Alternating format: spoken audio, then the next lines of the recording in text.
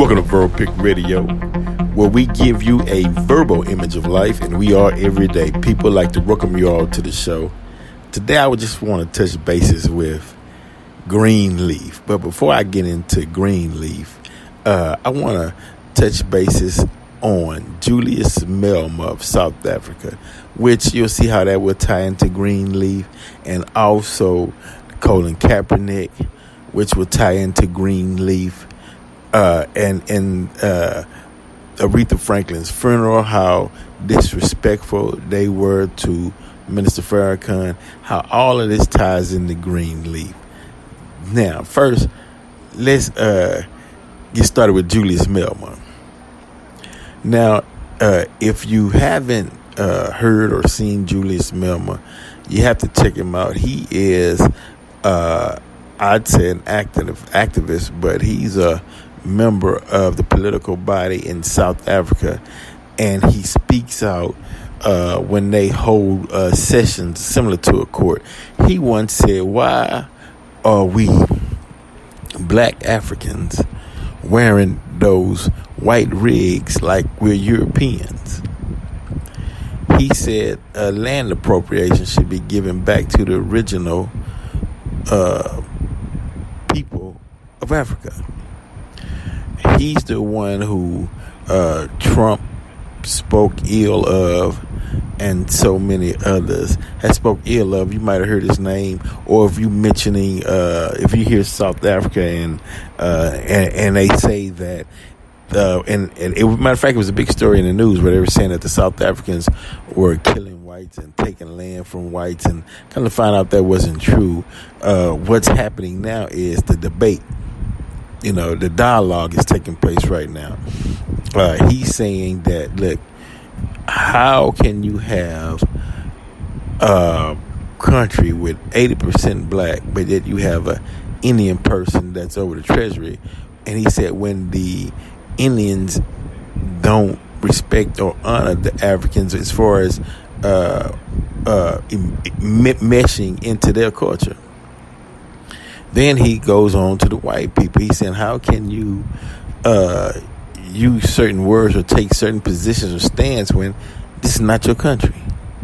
And so the debate is on. I mean, you really got to check out those debates that they have on their the floor of their congressional system or their parliament, or you know what they call it in South Africa. You got to check those out. I mean, it'd be really heavy, but the interesting thing is, it seems like the whites are taking on a position like this is mine, and the native South African and blacks are saying, wait, you came here, and you're not respecting where you're at. Almost as though they're telling the whites who came to South Africa that you are a guest in our house, but it's like the guest comes into your house and tell you rearrange your furniture and tell you where to put your silverware and move your cups over here, and you know what I mean, switch the bedrooms up, and you know you can't sit there and you sit over here, and it's like, hey, wait a minute, you're in my house. So that's that. I'm giving you a picture of what's taking place in the body politics of South Africa. Right. Oh, how is that? I'm getting to how that relates to Oprah Winfrey's Greenleaf. Okay. Now, Aretha Franklin funeral. Aretha Franklin was an activist. She wanted who she wanted to eulogize her at her funeral. But you all recall the inappropriate touching of what the Reverend was it Charles Ellis III or whatnot, grabbing a young lady and making the Taco Bell Grande remark and whatnot, but that's typical. That's typical of church. Adultery, preachers having wives over here and wives over there, and looking up little girls' skirts, and taking money from their congregation to buy, the story, jet planes and Bentleys and Rolls Royces, and they even You'll go on YouTube and you'll see Creflo Dollar throwing money on the ground and skating through it, and it's just become a mockery. That's why you have panels now saying, "Is the black church through?" Okay. Now let's get to Greenleaf, right? Greenleaf. Sad to say that a lot of black people are saying, yeah, actually, that's how it goes down in a church. And everybody has a story to tell in their church on how some female was eyeing on this one woman's husband, and next thing you know, she had a baby from the man, and then the man has to pay child support, and now the family kicked him out the house, and all in the church. All this going on right in the church house. How some of the elders in the church messing with the children, the little girls, and they confronting them in the church saying, he did this to me, and the pastor trying to cover it up, and sometimes it be the pastor themselves. All of this going on, right? So why is this? What's happening? And what's the correlation with Greenleaf, the series, the Oprah Winfrey series on the OWN network, OWN? Okay. Now, if you recall, when the show opens, or when the show is coming on, the jingle, and it's playing the song, the introduction, you'll see a slave ship entering into the church. Now, before I give my assessment of that, I want y'all to visualize this real quick. Think on it. Think a little deep. Think deeper. Think deeper, as such as the metaphor of Jesus walks on water. You got to think deeper than that. What is that? Did he actually walk on top of the water? Did the slave ship actually run right into the church? Nah, it has a symbolic meaning. So for a second, think on what's the symbolic meaning of a slave ship entering into a church. Okay, time's up. Okay, here we go. Slave ship. First, the people were captives, kidnapped against their will. From the first minute of capture, the psychological warfare began on breaking a free person into a slave. We're going to chain you down where you can't move. You're not going to have a lot of food to eat. We're going to dehumanize you, because we're not going to give you any, you're not going to have a restroom. You're not going to be able to properly relieve yourselves. We're going to dehumanize you again. We're going to torture you. We're going to mentally deprive you of knowledge, and we're going to strip away your very being right down to the core of your soul, because we have to break you now. We have to send word to the people that where we're taking you to. We have to tell them that we kidnapping savages. We're going to keep out the history books that Timbuktu had the first university, and all the scholars, and how Plato and Rome went to Africa and Egypt to study, because Egypt is in Africa. We're not gonna, we gotta whiten that out, because we gotta justify the crime, right? So now here's the ship. They are already demoralizing you, and on that ship you'll have the captain. Now he's speaking of a white Jesus.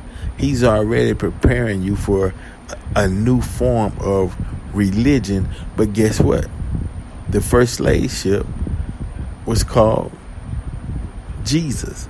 So now you coming on a slave ship called Jesus, and you're being taught about Jesus by your slave master, and he painted the image of Jesus white, right? So now you're indoctrinated. Then you land.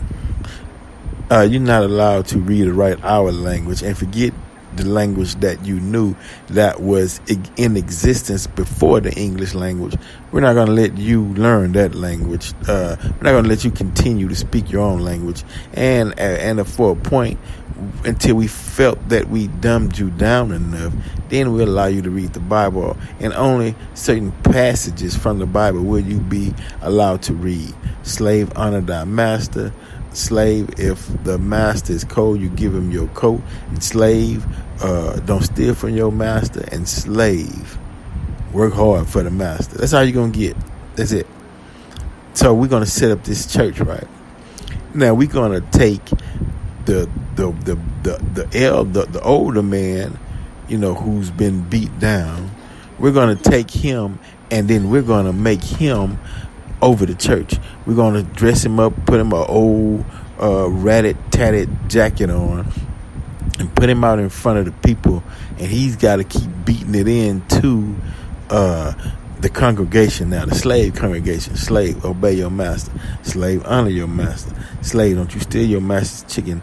Slave, you indoctrinated. You're going to get that time and time again, right? Oh, yeah, and then he tell him, but whatever you do, don't you go into that Old Testament. You preach this right here 3 times a day, right?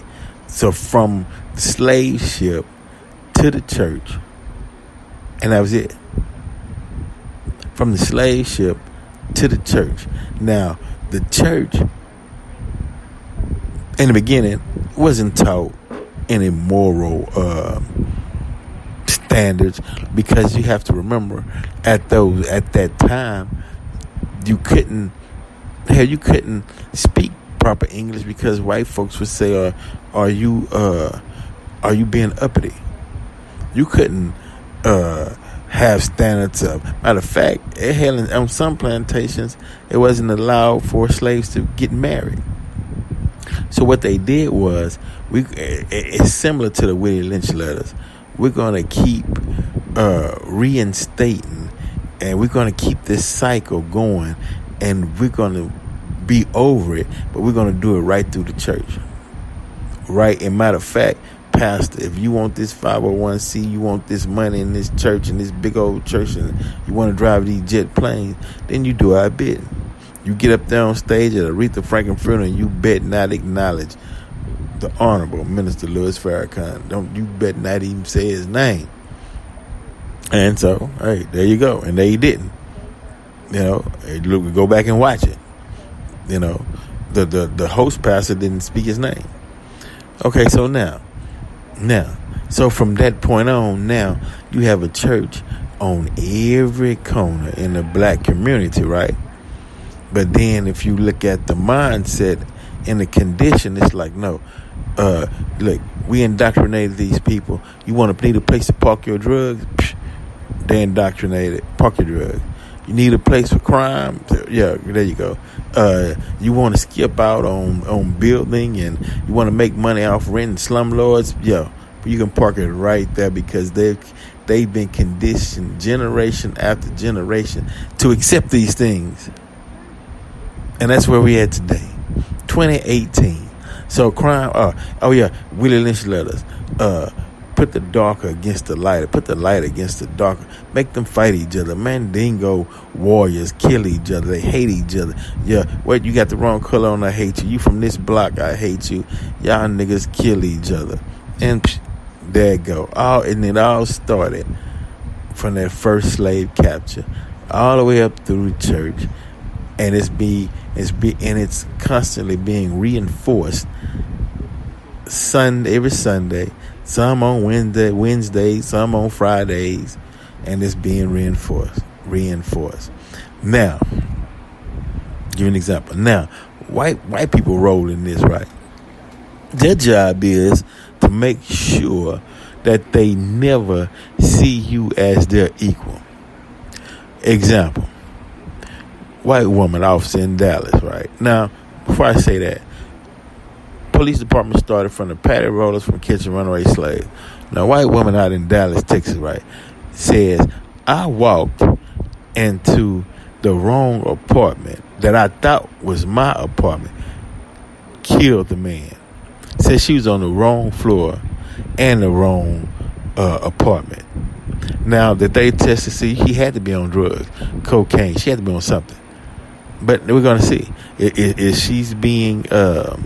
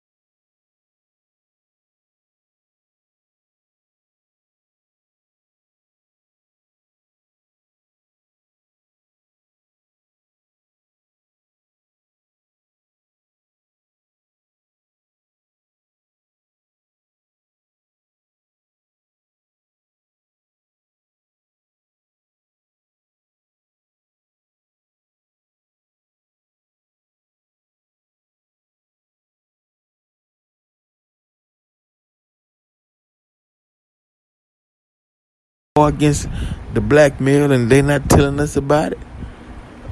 But we'll see how it plays out in the courts. How they gonna handle this? Because enough is enough, and that even only strengthens Colin Kaepernick. He's another player in the game. It strengthens him even further. Now, Serena Williams, she was called a cheat, which they didn't explain that, and she said she didn't cheat. But she has to realize, though, you in their game, you can't. They can't allow you to go out as the greatest. They gotta put some. Either you gotta get a white man, and if you're the greatest basketball player, you gotta have a white woman. And if you stand too strong like you black, they gotta find a way to pull you down. I think. Wait a minute. I think Serena do got a white man. Okay, well that's the hell. That ain't even good enough. That ain't helping her. So. It is crazy, man. The world is crazy. Look at all the players. Serena Williams, Colin Kaepernick. Michael Jordan had to get on a white girl? Michael Jordan.